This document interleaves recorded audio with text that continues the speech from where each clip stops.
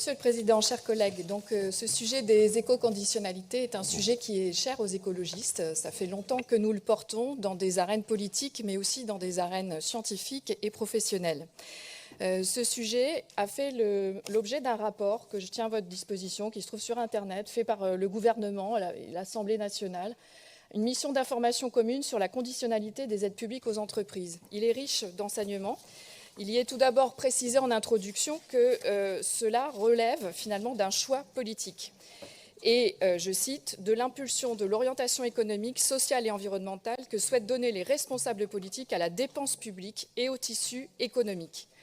Rappelons les chiffres à l'échelle de notre pays. Ce sont 140 milliards d'euros qui sont distribués en France aux entreprises sous la forme de différentes aides que vous connaissez, des subventions, des prêts remboursables, de l'allègement fiscal, etc. Donc c'est un outil formidable de réorientation de l'économie à disposition des élus.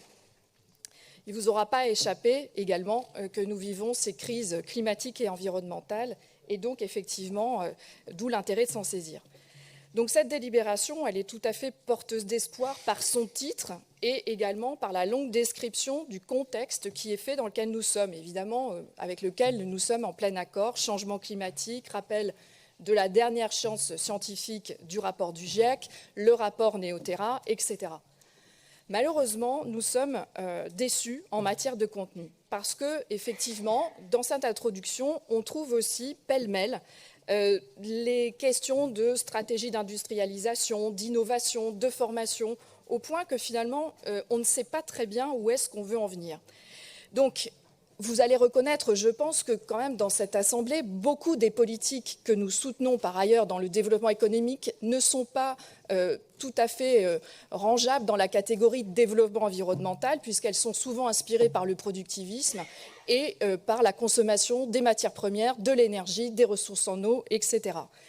Donc vous proposez un seuil de 150 000 euros qui effectivement a été légèrement diminué pour obtenir des engagements formalisés dans une charte d'engagement. Alors, certes, ça correspond en flux financier à 80% de l'ensemble de nos subventions pour tous les acteurs. Mais c'est seulement 6% des entreprises.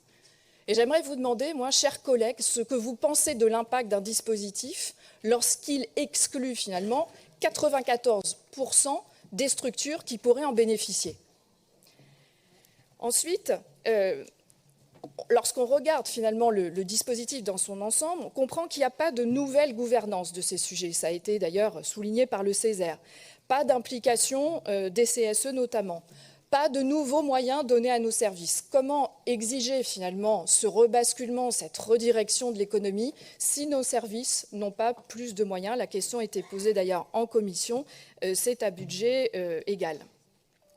Également, pas d'objectifs chiffrés.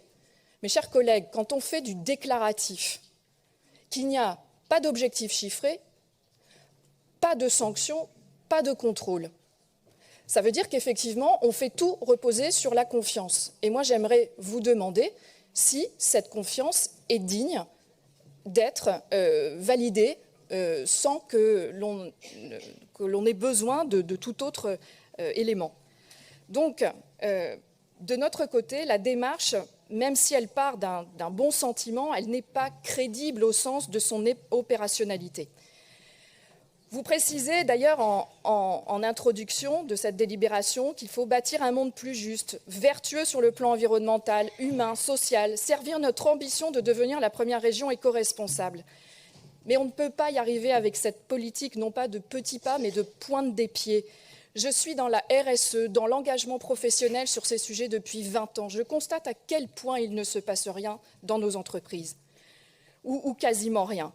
Sauf si on s'engage vers de la labellisation, Bicorp, Lucie, etc. Et nous connaissons de vrais labels avec de l'indépendance de l'expertise. Cette indépendance de l'expertise, c'est la même qui manque sur le sujet du nucléaire, avec la fusion de l'Agence de sûreté nucléaire et de l'IRSN aujourd'hui.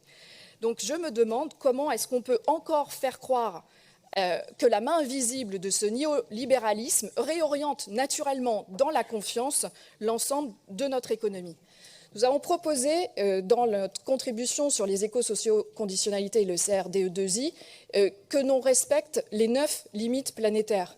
Je vous invite à les lire, elles sont on peut les trouver sur n'importe quel site. Et je vous propose une formation de l'ensemble des élus sur ces 9 limites planétaires qui comportent l'eau, l'azote, etc., les émissions de gaz à effet de serre. Donc finalement, j'ai entendu également, et notre groupe a entendu l'ensemble des débats et de ce qui a été dit sur cette délibération. Il ne faut pas imposer, c'est un surplus de tâches administratives, contre l'artificialisation, le zéro artificialisation nette, etc. Beaucoup d'entre vous, finalement, souhaitent que le monde continue comme avant. Ça n'est pas possible, on ne peut pas tenir ensemble le fait d'avoir une transition écologique et de continuer à diriger notre pays, nos collectivités, comme avant. Donc, cette déclaration finalement qui a été faite de cette Nouvelle-Aquitaine qui serait aujourd'hui la première région éco-responsable, nous ne pensons pas qu'avec ce dispositif, nous puissions l'atteindre. Alors, à partir de là, il reste à en tirer les conclusions. Je pense que celle de Tancrède dans Le Guépard, il faut que tout change pour que rien ne change, s'applique assez facilement à nos engagements de ce jour.